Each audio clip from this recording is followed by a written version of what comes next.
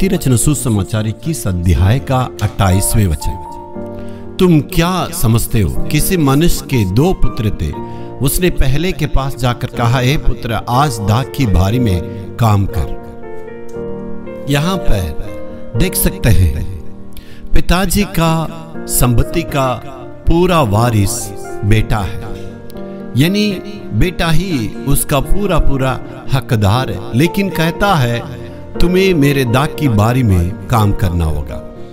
हम भी परमेश्वर का संतान है, परमेश्वर की संपत्ति के वारिस है, लेकिन परमेश्वर चाहता है किसी न किसी ढंग से परमेश्वर का राज्य के लिए हम कुछ न कुछ करें।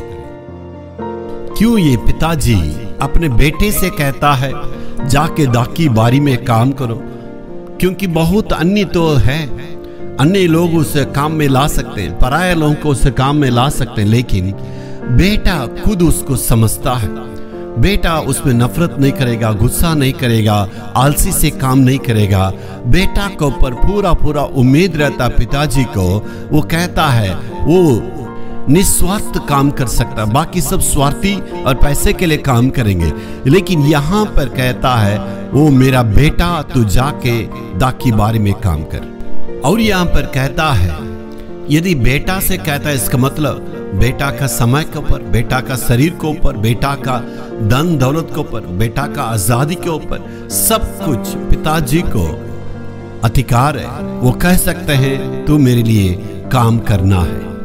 तो दाखी की बारी में जाने के लिए पिताजी उनको आज्ञा देता। वैसे ही मेरे प्यारों, हमारा धन दौलत, संपत्ति, पढ़ाई, ज्ञान और मेहनत, शरीर की सारी जो शक्तियां हैं, परमेश्वर का राज्य के लिए हमें उसमें काम में लाना है। इसलिए प्रभु को हमारे ऊपर पूरा पूरा अधिकार है।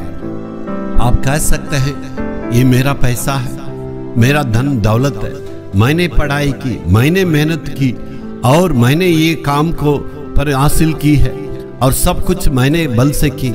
सब कुछ आपने किया होगा, लेकिन सब कुछ करने का बल परमेश्वर ने दिया है। इसलिए हमारे काम को ऊपर, हमारे धन दौलत को ऊपर, हमारे सारी बातों को ऊपर प्रभु को अधिकार है। इसलिए जो कुछ परमेश्वर की ओर से हमें मिला है, परमेश्वर के लिए पूर्ण मन से अर्पण करके प्रभु की सेवा करने के द्वारा परमेश्वर हमें जरूर आशीष देगा। Hallelujah, hallelujah.